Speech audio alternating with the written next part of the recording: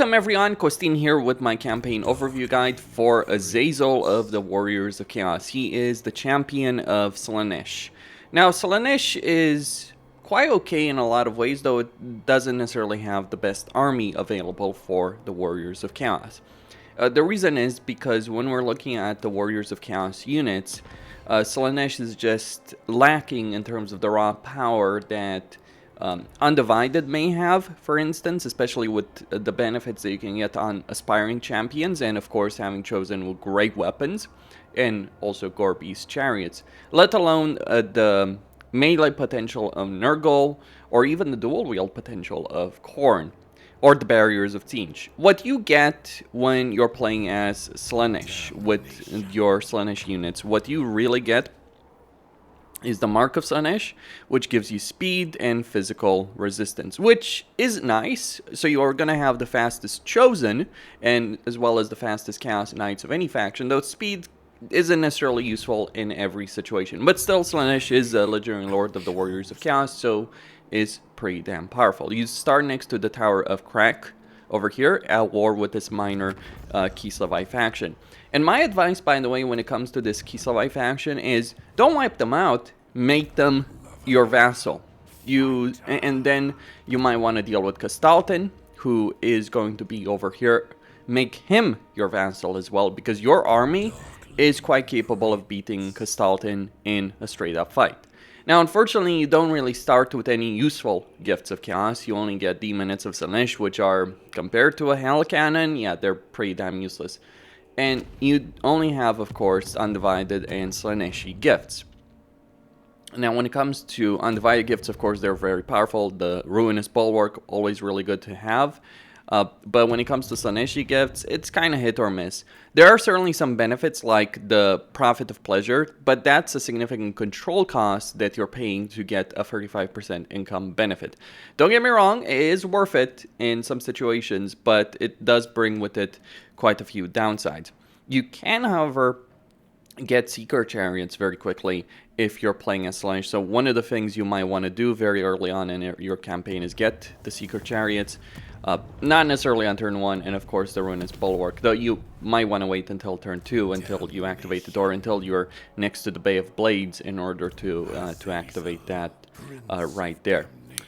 You do start with a pretty powerful army of Chaos Warriors, a unit of Chosen, 2 units of Marauders of Slaanesh, and a unit of Hellstriders. Now, Hellstriders kind of worthless as units when it comes to a campaign perspective. Not so much in multiplayer, but when it comes to the campaign situation. But starting with 3 units of Chaos Warriors and a unit of Chosen, pretty damn powerful. When it comes to the Chosen discussion, by the way, you have either regular Chosen or Chosen of Slaanesh with Hell Scourges. Now, here's the thing between the two of them. The Hell Scourges, as a unit, they'll have, like, the regular Chosen will have more weapon strength and more armor piercing damage. The Hell Scourges, which used to be really, really bad as units, they have more melee defense, less weapon strength, and less armor piercing. Though it's certainly nowhere near as bad as these guys were initially when they had 0 armor piercing damage.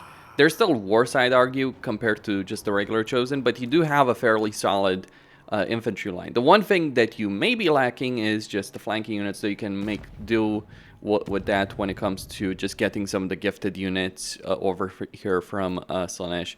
Of course, like getting things like Keeper of Secrets or Soul Grinders or some other units that you have available, like Fiends of Slaanesh. Like, your Chaos Warriors should be there to be the line holders, and then you use other units to flank around over here. So what's your best campaign plan? Well, I would take down this minor faction of Kislev, make them a vassal, as I stated, then maybe make Kastaltin a vassal or ignore him. Though bear in mind, if you do decide to ignore Kastaltin, what he's going to do is he's going to put a lot of pressure on Fraud, and you don't necessarily want that to happen in your campaign. The reason you don't want that to happen is because Fraud can be very useful in terms of holding the line against Kislev, though he can't beat Kastaltin and Catherine on his own. So you might want to wipe out Kastaltin very quickly, or you might delay going against Kislev and instead go north, and what you may want to take would be would be one, the Mountains of Hell. So you're going to go against Trog, make him a vassal over here, and then get the Doom Keep. You do have a lot of opportunities over here, like vassalization of Wulfric, vassalization of the Naglfar, however you pronounce that name. And then, of course, you also have the potential of vassalization, the scaling. But here's the thing about playing as Slaanesh. You don't have to just vassalize the faction by just going up and beating them up. You also have, obviously, you do have diplomatic vassalization available to you, but crucially, when you're playing as Azazel, you also have the Seductive Influence ability. Now, it's not going to be as easy as Nakari has it, but basically the way this works is if you make diplomatic dealings with these factions, then you're building up Seductive Influence with them. And what that means is, as you build this up, you will be, and once you get to full, you can then spend 2,000 souls in order to force vassalization on them. It's certainly a better plan than just beating the crap out of them, though beating the crap out of them will give you a lot of money. But for instance, the scalings could be a good opportunity, though you might want the Dark Fortress. So you have to balance it out between diplomacy and just like outright taking their Dark Fortresses. Like personally, I would certainly take the Forbidden Citadel, the Doom Keep, the Monolith over here, and potentially the Monolith as well when it comes to that. Though bear in mind, having Wulfric actually have a capital will make him more useful as a vassal. You do want your vassals to have a degree of usefulness. Now, when it comes to victory conditions, you do need to maintain control over basically the provinces of Norska. Long campaign victory conditions, you do need to control a lot of these like special chaos settlements all around the world. You don't actually need to deal with Kislev at all during the course of this campaign, or you could just vassalize Trog and then have him deal with Kislev, because he is quite capable of dealing with that. The problem that Trog generally encounters is that the other Norscan factions don't particularly like him, so declare war on him. But if you make him your vassal and then have him go against the dwarves, maybe take Krakadrak for yourself, or let him have it to have a proper capital, then Trog can do quite a lot of damage against Kislev, if you're not outright conquering Kislev yourself. When it comes to Azazel's skills, like if we look at the situation, he does get the Domineering Aura ability when we're looking at his ability usage.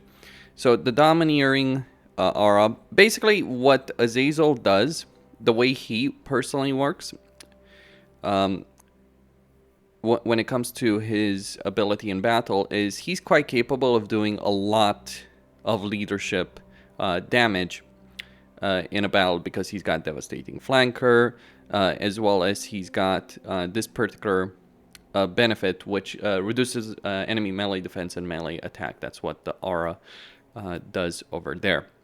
He also has a seduction cost reduction for Kislev, Empire, and Cafe. He does have a seduce unit budget, and special skill line, he has Temptator, which affects the leadership of units. He gets character experience gain plus 15% for all heroes. He gets Impeccable Taste, that is very bad as a name, but he gets the Soul Feeder ability, which gives you replenishment, also gains 15% more souls from battles. He gets Serpentine Tail, which causes damage to combatants, bonuses versus infantry, control in the local province, casualty replenishment, always nice to have, Slaaneshi Authority, Path to Glory, and of course Paragon of Excess, which reduces melee attack. So he has a bunch of debuffs that he can apply to the enemy, and there's certainly a great deal of power that Azazel does have. Now, here's the thing about Azazel that makes him so really good, is that he can get one of the best weapons, or the best weapon in the game, through an Eye of the Gods event, and only he can get it during the course of his campaign in Immortal Empire. So that there is a great deal of power. It may not happen, it may happen, it may not happen, it may happen very quickly, it may happen much later on, but it is a weapon that is available to you that you can get very, very quickly, potentially in a campaign, or very slowly, but it does grant you a great deal of power. Now, I'm not too fond of Slaanesh, certainly. I prefer playing Undivided because of all the benefits that Undivided has, but Slaanesh does certainly have a good amount of power between Seductive Influence, between seducing units, between the Mark of Slaanesh. Let's not ignore that. Just the sheer amount of chaos you can cause in your enemy ranks when you are playing this particular faction. If you don't want to play a faction or Legendary Lord of the Warriors of Chaos where you get straight into the action very, very quickly, this might be one for you, similar in a way to how Festus is. Though unlike Festus, you don't have to trek across an ocean to get access to more dark fortresses beyond the two that start next to you. You do have quite a few of them very close to you in your campaign, and is your natural expansion path. Though, don't ignore Kislev, because eventually Kislev, like if you leave Kislev alone, they'll eventually end up winning against like Fraught, and then you'll have to deal with them on your own. Just don't ignore that, and you'll be quite fine. And certainly a steamroll campaign, like virtually every other campaign currently for the Warriors of Chaos. Kostine here signing out. Don't forget to subscribe, like, and enable notifications, and stay tuned for more.